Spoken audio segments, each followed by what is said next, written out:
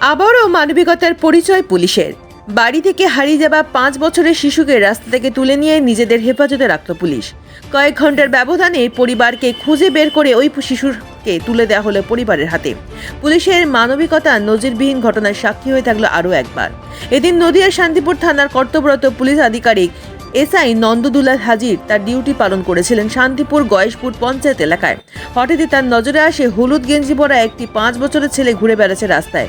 সন্দেহে দানা বাদ দিয়ে শিশুকে জিজ্ঞাসা করেন, কিছুতেই বলতে পারে না সে। সাথে সাথেই পুলিশের গাড়িতে শিশুকে আনা হয় শান্তিপুর থানায়। খোঁজ করা হয় পরিবারের।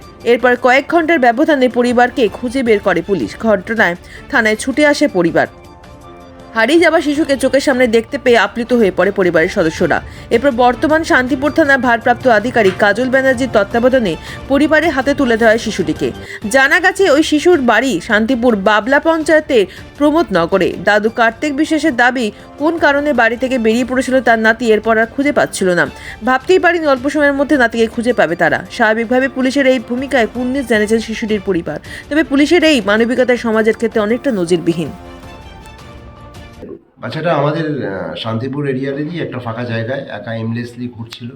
তো লোকাল পাবলিক কিছু আমাদের খবর দেয়, পুলিশ আমাদের পিসি পার্টি আমাদের অফিসার যায় সেখানে, আমাদের নন্দবাবু পৌঁছায় এবং বাচ্চাটিকে দেখে যে ওর নাম এবং বাবার নাম শুধু বলতে পারছে, ঠিকানা বলতে পারছে না।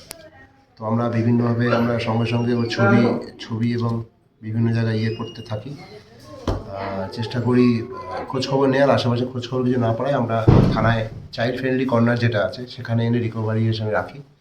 আমাদের মহিলা পুলিশ কর্মী সিভিলে ওর সঙ্গে ওর টেক কেয়ার করে, ওকে খাওয়া দাওয়া বা অন্যান্য ওর প্রাথমিকভাবে ওর দেখাশুনো করে।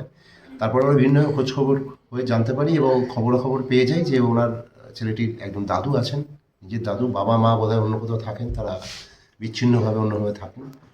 তো দাদু আর দিদিমাই টেক কেয়ার করে প্রমোদনগরে বাড়ি।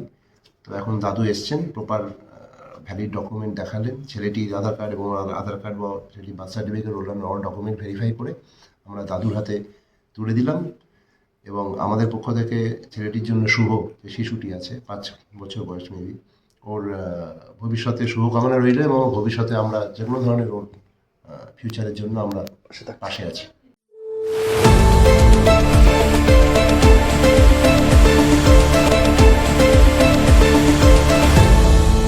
আপনারা দেখছেন এই বেলা বাংলা, শিরোনামে সবার আগে।